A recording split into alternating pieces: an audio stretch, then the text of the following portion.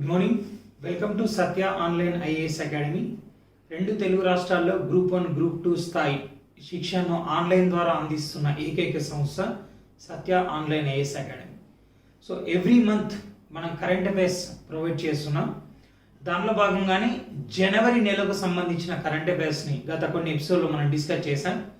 So ఇప్పుడు 2021 జనవరి నెలకు సంబంధించి అంతర్జాతీయ అంశాలు సో ఏవైతే ఉన్నాయో దాన్ని ఎపిసోడ్లో డిస్కస్ చేద్దాం. సో ఫస్ట్ వన్ ఏంటంటే మనకు రీసెంట్గా ఐక్యరాజ్య సమితి సభ్య దేశాల ఆమోదంతో అణ్వస్త్ర నిషేధ ఒప్పందం అనేది అమల్లోకి వచ్చింది. సో దాని గురించి ఒక డిస్కస్ చేద్దాం. సో ద ఫస్ట్ వన్ అణ్వస్త్ర నిషేధ ఒప్పందం.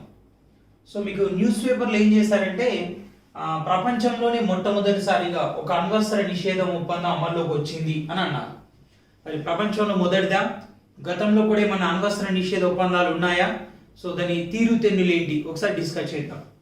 అణ్వస్త్ర నిషేధ ఒప్పందం, న్యూక్లియర్ బ్యాన్ ట్రీటీ. సో యాక్చువల్గా మనకి ఈ ఒప్పందం అనేది 2021 జనవరి 22 నుంచి అమల్లోకి వచ్చింది. జనవరి 22 నుంచి మనకి international campaign to abolish nuclear weapons అనేది ఒక స్వచ్ఛంద సంస్థ. International campaign to abolish nuclear weapons. So abolish nuclear weapons ఇది ఒక స్వచ్ఛంద సంస్థ. సో ఈ స్వచ్ఛంద సంస్థ మనకు 2007 సంవత్సరంలో జెనీవా కేంద్రంగా ఏర్పడింది. సో మనకు జెనీవాలో అనేక అంతర్జాతీయ సంస్థలు ఉన్నాయి. World health organization, international labour organization and red cross society. So ఇట్లా చాలా సంస్థలు మనకు జెనీవాలో ఉన్నాయి. సో అలాగే WTO, world trade organization. So దానిలో ఇది కూడా ఒకటి. Actually Geneva one of the city in Switzerland, not to capital to any country. Switzerland రాజధాని బెర్న్, జెనీవా ఒక నగరం మాత్రమే. 2007లో సుమారు 486 పార్ట్నర్స్ అంటే భాగస్వామ్య సంస్థలతో ఈ సంస్థ అనేది ఏర్పడింది. ప్రపంచవ్యాప్తంగా అణ్వస్త్రాల నిషేధం కొరకు, అణ్వస్త్ర రహిత ప్రపంచం కొరకు పోరాడడం అనేది సంస్థ లక్ష్యం.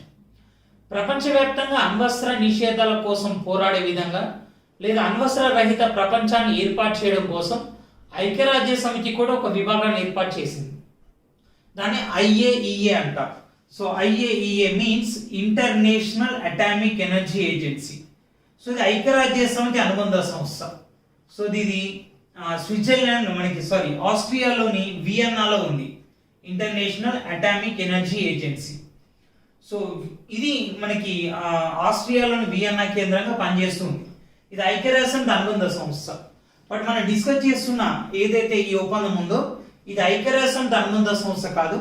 సో ఒక స్వచ్ఛంద సంస్థ సహకారంతో అమల్లోకి రావడం జరిగింది. సో అదే international campaign to abolish nuclear weapons. మనకి 2017లో ఐక్యరాజ్య సమితి సాధారణ సభ, ఐక్యరాజ్య సమితి మనకు 1945 అక్టోబర్ 24న ఏర్పడింది. దానిలో 6 విభాగాలు ఉన్నాయి. ఒకదాన్ని మన సాధారణ సభ లేదా సర్వప్రతినిధి సభ లేదా జనరల్ అసెంబ్లీ అని పిలుస్తాం. సో ప్రస్తుతం మనకు జనరల్ అసెంబ్లీలో భారత ప్రతినిధిగా TS తిరుమూర్తి ఉన్నాడు. అండ్ జనరల్ అసెంబ్లీకి నూతన అధ్యక్షుడిగా వోల్కర్ బోజ్కిన్ అనే ఒక టర్కీ దౌత్యవేత్త రీసెంట్గా ఎంపిక కావడం జరిగింది. ప్రస్తుతమైన ఐక్యరాజ్య సమితి సాధారణ సభకు 75వ అధ్యక్షుడు. సో ఐక్యరాజ్య సమితి సాధారణ సభ 2017 సంవత్సరంలో సమావేశమైంది న్యూయార్క్ కేంద్రంగా. సో ఎందుకంటే ఐక్యరాజ్య సమితి ప్రధాన కార్యాలయం న్యూయార్క్లోనే ఉంది. అండ్ ఐక్యరాజ్య సమితి సాధారణ సభ లేదా సర్వప్రతినిధి సభ లేదా జనరల్ అసెంబ్లీ యాన్యువల్ మీటింగ్స్ ఎప్పుడు కూడా సెప్టెంబర్ లాస్ట్ వీక్లో న్యూయార్క్లో జరుగుతాయి. సో అప్పుడే 2017లో UNO ఈ తీర్మానాన్ని ఆమోదించింది. సో UNO తీర్మానాన్ని ఆమోదిస్తే మనకు 2020 అక్టోబర్లో 50వ దేశం దీన్ని రాటిఫై చేసింది. సో రాటిఫై అంటే అమల్లోకి తీసుకొస్తున్నట్టు ఆ దేశంలో సంతకం చేయబడ్డాడు. యాక్చువల్లీ ఒప్పందాన్ని 120 దేశాలు ఆమోదించినాయి ఇప్పటికి, కానీ 50వ దేశం లాస్ట్ అక్టోబర్లోనే రాటిఫై చేసింది. అలా 50 దేశాలు రాటిఫై చేయడంతో రూల్ ఏంటంటే 50 దేశాలు రాటిఫై చేసి అమల్లోకి వస్తుంది. సో 50 దేశాలు రాటిఫై చేయడంతో ఈ ఒప్పందం జనవరి 22 నుంచి అమల్లోకి వచ్చింది. మరి ప్రపంచవ్యాప్తంగా ఇంతకుముందు అసలు అణ్వస్త్ర ఒప్పందాలు ఏం లేవా, ఉంటే సక్సెస్ అయినా ఫెయిల్యూర్ అనే విషయం పరిశీలిస్తే మనకు సెకండ్ వరల్డ్ వార్ అనేది 1939 నుంచి 1945 వరకు జరిగింది. ఈ సెకండ్ వరల్డ్ వార్ జరుగుతున్నప్పుడే సో 1945 ఆగస్టు 6న హిరోషిమా మీద అండ్ తర్వాత వచ్చి ఆగస్టు 9న నాగసాకి మీద అమెరికా అణుబాంబు దాడి చేసింది. ఈ రెండు కూడా జపాన్కు చెందిన ప్రాంతాలు. సో దాంతో ఆగస్టు 15న జపాన్ బ్రిటన్ సర్వ సైన్యాధ్యక్షుడు లార్డ్ మౌంట్ బాటన్ ముందు లొంగిపోయింది. దాంతో సెకండ్ వరల్డ్ వార్ అనేది మనకు క్లోజ్ కావడం జరిగింది. ఇక్కడ ఎప్పుడైతే అమెరికా రెండో ప్రపంచ యుద్ధంలో అణ్వస్త్ర దాడి పాటుపడిందో అది ప్రపంచ యుద్ధంలో పైచేయి సాధించింది. దాంతో చాలా దేశాల్లో కూడా ప్రపంచంలో పైచేయి సాధించాలంటే అణ్వస్త్ర తయారీ అనేది కంపల్సరీగా ఉండాలి అనే కాన్సెప్ట్ వచ్చింది. దాంతో ప్రపంచవ్యాప్తంగా ఈ అణ్వస్త్రాల తయారీ అనేది ఇబ్బడి ముబ్బడిగా పెరిగిపోయింది. దాంతో ప్రపంచ దేశాల మధ్య అణ్వస్త్ర రహిత ఒప్పందం, అణ్వస్త్ర రహితం చేయాలనే ఒప్పందం ఒకటి వచ్చింది. మనకి ఇది 1968వ సంవత్సరంలో వచ్చింది. 1968 జూలై 1న ప్రపంచ దేశాల మధ్య వచ్చిన మొట్టమొదటి ఒప్పందం ఏంటంటే ఎన్పిటి. ఎన్పిటి మీన్స్ ఏంటంటే treaty of non proliferation for nuclear weapons అంటారు. దీన్ని సింపుల్ గా చెప్పాలంటే ఏమంటారంటే నాన్ ప్రొలిఫరేషన్ ట్రీటీ అంటారు. నాన్ ప్రొలిఫరేషన్ ట్రీటీ సింపుల్ గా చెప్పాలంటే, కానీ మొత్తం విస్తరించాలంటే treaty of the non proliferation for nuclear weapons అని అంటారు. యాక్చువల్లీ 1968 జూలై 1న ఒప్పందం కుదిరింది. ఇది 1970 మార్చి 5వ తేదీ నుంచి ఇది పూర్తి స్థాయిలో అమల్లోకి వచ్చింది. ఇది అణ్వస్త్ర నిషేధ, అణ్వస్త్ర రహిత ప్రపంచ ఏర్పాటు కోసం. ఇక రెండోది 1996 సెప్టెంబర్ 24న 180 పైగా దేశాలు ఆమోదించింది ఒక ఒప్పందాన్ని. దాన్ని సిటిబిటి అంటారు. సిటిబిటి అంటే ఏంటి? Comprehensive nuclear test ban treaty. Comprehensive nuclear test ban treaty. ఇది 1996లో కుదిరినప్పటికీ అమల్లోకి రాలేదు. ఆ తర్వాత మళ్ళీ ప్రపంచవ్యాప్తంగా అమల్లోకి వచ్చిన ఒప్పందంగా మనం దీన్ని చెప్పొచ్చు. ఇది 2021 జనవరి 22 నుంచి అమల్లోకి వచ్చింది. ఇక సెకండ్ థింగ్ ఏంటంటే మనకి ఐక్యరాజ్య సమితిలో భారత్ అనే ఒక వార్త జనవరిలో బాగా ప్రాచుర్యంలోకి వచ్చింది. అంటే ఐక్యరాజ్య సమితిలో భారత్ లేదా? ఉంది ఐక్యరాజ్య సమితిలో. మనకి ఐక్యరాజ్య సమితి 1945లోనే ఏర్పడింది. మరి కొత్తగా భారత్ అనేది ఏంటి అంటే మనకి ఐక్యరాజ్య సమితిలో అనేక విభాగాలు ఉన్నాయి. చూద్దాం ఒకసారి. 1945 అక్టోబర్ 24న ఐక్యరాజ్య సమితి ఏర్పడింది న్యూయార్క్ కేంద్రంగా. అందుకే మనం అక్టోబర్ 24న ఏమంటామంటే యుఎన్ఓ డే అని పిలుస్తూ ఉంటాం. ఈ ఐక్యరాజ్య సమితిలో మొత్తం మనకు 6 విభాగాలు ఉన్నాయి. 6 విభాగాలు కనుక తీసుకుంటే దీన్ని సాధారణ సభ అంటాం. సాధారణ సభ, జనరల్ అసెంబ్లీ. ప్రస్తుతం ఈ సాధారణ సభ అధ్యక్షుడు వోల్కర్ భోజ్కిన్ టర్కీ. దీనిలో భారత దౌత్యవేత్త టిఎస్ తిరుమూర్తి అనే వ్యక్తి పనిచేస్తున్నారు. ఇక రెండోది భద్రతా మండలి, security council. And third one వచ్చేసి ఆర్థిక సామాజిక మండలి. దీన్ని ఎకోసాక్ అంటారు, అంటే ఎకనామిక్ అండ్ సోషల్ కౌన్సిల్. ఆర్థిక సామాజిక మండలి. ఫోర్త్ వన్ వచ్చేసి ధర్మకర్తృత్వ మండలి.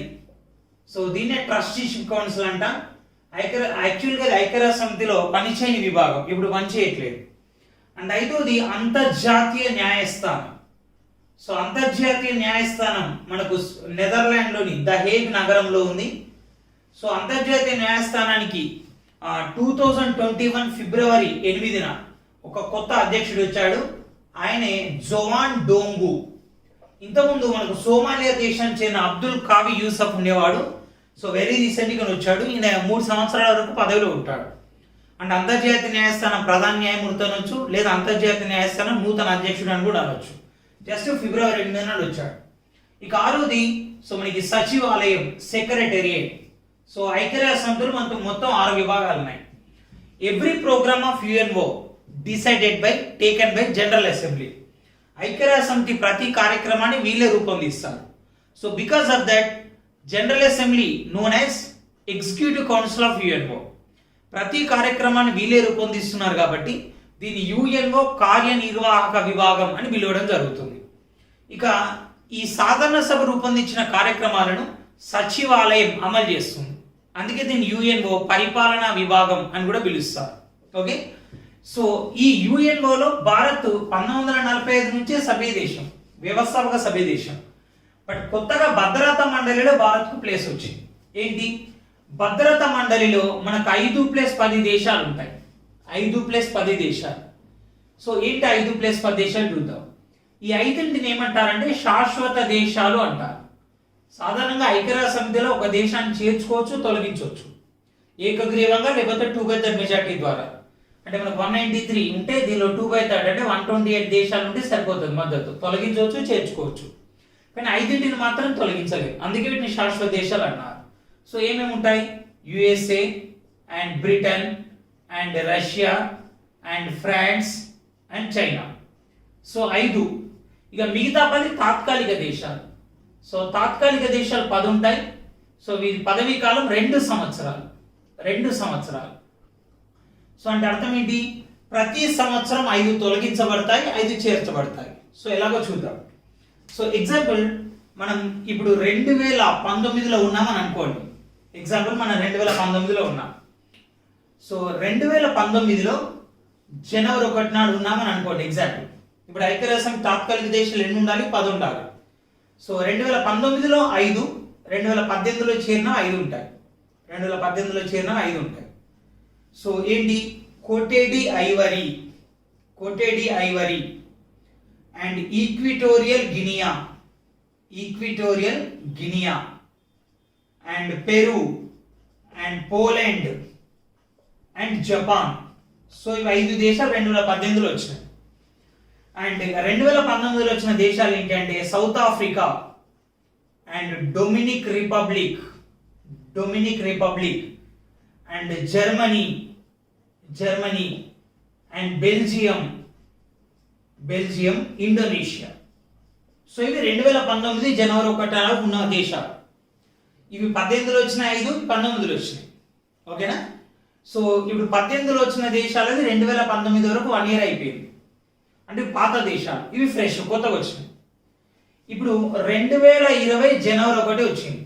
2020 జనవరి 1. అప్పుడు ఈ 2018లో చేరిన దేశాలు 2 ఇయర్స్ అయిపోతుంది. ఈ 18లో వచ్చినాయి కదా.